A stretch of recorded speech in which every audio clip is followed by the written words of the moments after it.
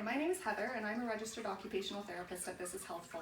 Today I want to get you to think about something that might make you feel a little uncomfortable, and that's what you want the end of your life to look like. What kind of healthcare services would you want to receive? Is there anything that you really wouldn't want?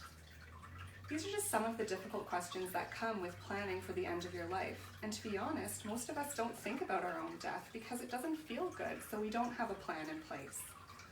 But whether it's dying from natural causes as we age, whether it's the slow progression of an illness or a disease, or whether it's sudden, having a plan in place can really be a good way to make sure that our own wishes get met, and it can also help our loved ones to make sure that the decisions that they're making in that difficult time are the decisions that you would want to have made. On November 21st at 9:30 a.m., This Is Healthful is hosting a free advanced care planning workshop with Compassionate Ottawa.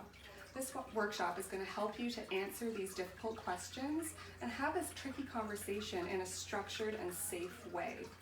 This workshop is free for anybody to attend, so if you're looking for more information or you'd like to sign up, you can look at our event on our Facebook page, or you can contact me at 613-828-8586. Bye for now.